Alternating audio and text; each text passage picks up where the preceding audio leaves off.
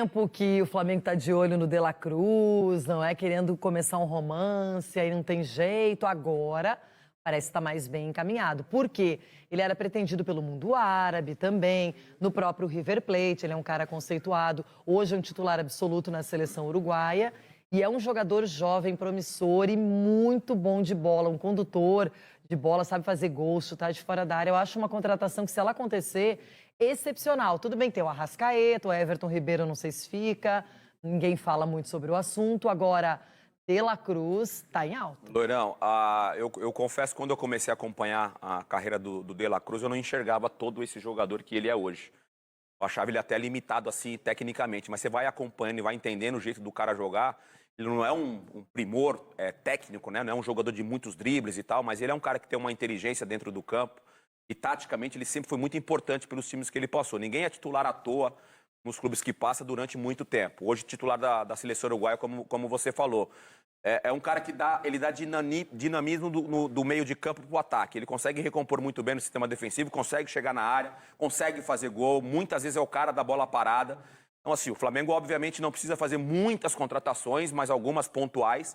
Essa é muito pontual, porque chega para ser titular, e uma temporada onde o Flamengo, mais uma vez, em mais uma temporada, entra como um dos favoritos aí dos times brasileiros. Tem tido uma regularidade em termos de elenco, né? Não foi assim com títulos, agora em 2023, mas o elenco sempre é competitivo, sempre é muito recheado.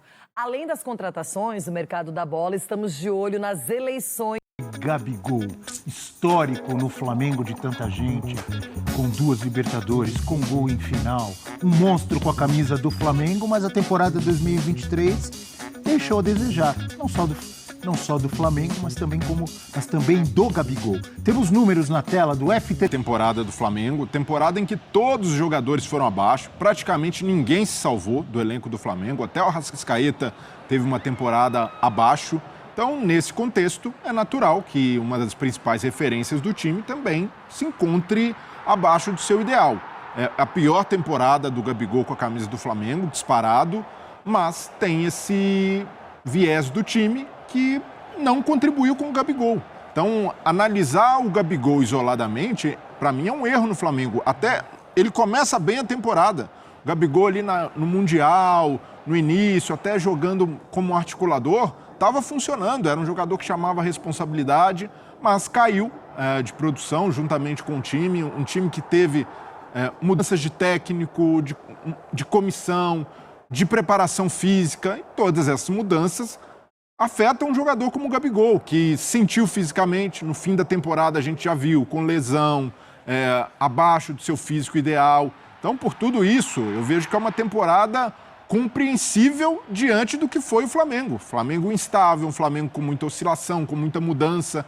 Então eu não vou avaliar o Gabigol só por essa temporada. Falar do Gabigol no Flamengo, falar do Gabigol desde 2019, um jogador que entrega uma média de gols muito mais alta do que a gente viu nessa temporada. O Gabigol, que a gente está acostumado no Flamengo, é entregar de 30 a 40 gols, em média. E não foi isso que aconteceu, mas ainda assim tem lá 20 golzinhos registrados. Quantos atacantes no futebol brasileiro têm 20 gols na temporada? Vamos listar muitos que tiveram uma temporada acima da média. O Cano, que vem mantendo o seu ritmo, mas mesmo numa temporada ruim, o Gabigol faz mais que a maioria dos atacantes no futebol brasileiro. Então eu teria muito cuidado no lugar do torcedor rubro-negro, no lugar do dirigente, ao colocar o Gabigol como um jogador negociável. Para mim, não tem negócio com o Gabigol. O Gabigol deveria ser analisado por um todo e até falar, o Gabigol indo para o Corinthians, numa troca com o Fausto Vera, para mim isso daí, o dirigente que fizer isso no Flamengo tá maluco. Para mim é um negócio inconcebível. Trocar o Gabigol, mesmo se tratando de um jogador mais jovem, por um cara que não tem o status dele, nem o status de ídolo no Corinthians, como o Gabigol tem no Flamengo. Então, não dá para taxar a temporada do Gabigol, foi ruim, o cara vai jogar assim daqui para frente. O Gabigol tem 27 anos, pode se recuperar, e por toda a história que tem no Flamengo, eu acredito que o melhor para ele é permanecer. Essa temporada é a exceção. Diga, né? professor. A regra não é isso, não. Aliás, toda essa crítica vem justamente porque o sarrafo dele é muito alto. 20 gols em 58 jogos, se fossem 60 jogos, ele teria entregado um gol a cada 3 jogos. E não foram 60, foram 58. Então a média dele ainda é acima de um gol a cada 3 jogos. Poucos jogadores fazem isso, inclusive jogadores que a gente enche a bola aqui, chamando de grandes jogadores. Mas peraí, mas nós vamos comparar o Gabigol com jogadores que têm média baixa de gol? É isso que eu ouvi do Breler e estou ouvindo de você, professor. Ou nós vamos comparar o Gabigol com o próprio Gabigol? Mas vamos lá, ele não é o Corinthians que eu quero? O Yuri Alberto tem essa média dele? Pro Corinthians, em comparação com o Yuri Alberto, acho que ele ainda é acima. Então. Mas e pro Flamengo? Então vale a pena o Flamengo Não, mesmo no Flamengo. deixá-lo ir embora? Mesmo no Flamengo. É que o Flamengo hoje talvez tenha planos de reformulação e a reformulação do Flamengo não passa por faixa etária, passa por tempo Flamengo de tem casa. Pedro, né? Eu acho que nesse afã de mexer na turma com muito tempo de casa, o Gabigol pode entrar de embrulho nessa história. Eu, se fosse Flamengo, não abriria mão dele. Eu não abriria mão do Gabigol de jeito nenhum. Ainda mais trocando pelo Fausto Vera, que não vai ser a troca pelo Fausto Vera, né? Claro que vai ter que vir dinheiro também. Um pelo outro, não. Mas seria uma loucura, assim, né? Trocar o Gabigol ainda assim, pelo Fausto Vera. Ainda com dinheiro. Dinheiro é uma coisa que não falta hoje para o Flamengo. É. O Flamengo não está vendendo o almoço para pagar o jantar. Então tem que ter muito cuidado. Esse rapaz até outro dia era considerado o segundo jogador mais importante depois do Zico. Eu discordo. Eu acho que cronologicamente, depois do Zico, você pode dizer que ele tem a sua importância. Mas na história do Flamengo, não. Mas enfim, diziam que ele era o segundo, inclusive, depois do próprio Zico na história toda. E por causa de uma temporada de razoável para ruim, em que o próprio Flamengo, como lembrou o Breler também, fez uma temporada ruim. A do Gabigol ainda é de razoável para ruim. A do Flamengo em si é ruim. É de ruim para péssima. E aí o culpado vai ser ele? Eu não trocaria. Lembrando que o Breler até citou, né, dos vários técnicos que passaram, Vitor Pereira, Sampaoli e Tite. Foram esses 3 ou teve mais? O Mário Jorge, interino, né? Mas com os 3 o Gabigol perdeu espaço, né? E com o Tite já mostrou até na convocação para a Copa do Mundo uma predileção, uma preferência pelo Pedro.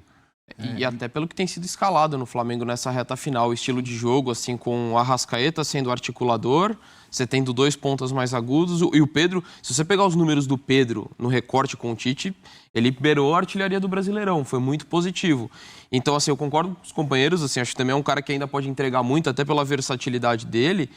Só que hoje, assim, se o Gabigol permanece no Flamengo, hoje ele parte como reserva. Acho que ele tem condições de recuperar a titularidade. Um cara, também acho que a temporada passada é um recorte e não a tendência do que vai acontecer na carreira dele. Só que hoje ele é reserva, ele inicia a temporada como reserva do Flamengo. Acho que até como reserva do reserva, viu, Dom? Que é isso que a gente vai ver agora. Atenção!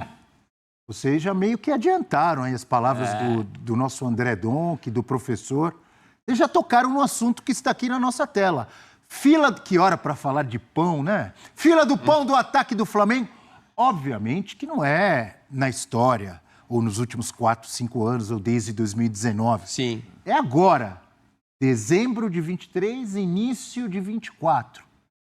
Em que lugar estaria Gabigol? Onde vocês colocariam Gabigol aqui nessa numeração que nós temos aqui, nessa tela que temos aqui no F360.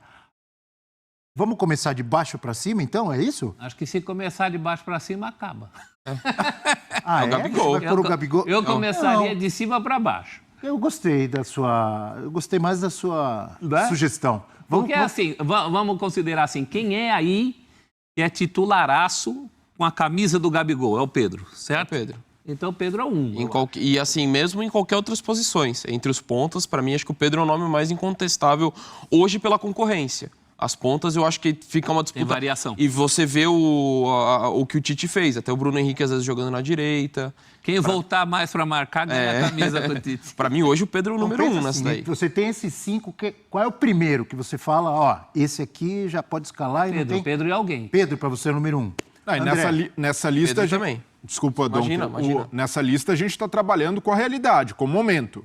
Na minha visão, na minha lista, se eu fosse treinador, eu colocaria o Gabigol em primeiro. Eu tenderia a... Não hoje, mas pensando para o time do ano que vem, qual seria o meu Flamengo ideal? teria o Gabigol como referência, mas pensando com a cabeça do Tite, como isso. terminou a temporada, o Pedro está em primeiro. Pedro, número 1. Como inventou o senhor amigo Rafael Prats, que sempre nos assiste, um abraço para Rafael Prats. Rafael Prats criou Pedro, o Evair dos tempos modernos. Eu Ele gostei. gosta dessas O comparações. Evair jogou mais bola que o Pedro, mas tem aquela elegância para dominar, aquela facilidade para fazer gol. Então, valeu a sua comparação, viu, Prats? Parabéns. Mas o Evair jogou mais. O Evair dos tempos modernos é legal pro Pedro. Pedro, número 1. Breiler, número 2. Cebolinha, pela forma como terminou a temporada, é um jogador muito apreciado pelo Tite, vejo que ele está em segundo na lista.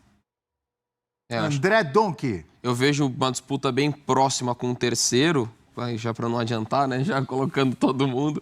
Mas o Cebolinha, pela forma como terminou, acho que o quanto que ele ainda pode desempenhar, eu também colocaria ele como segundo.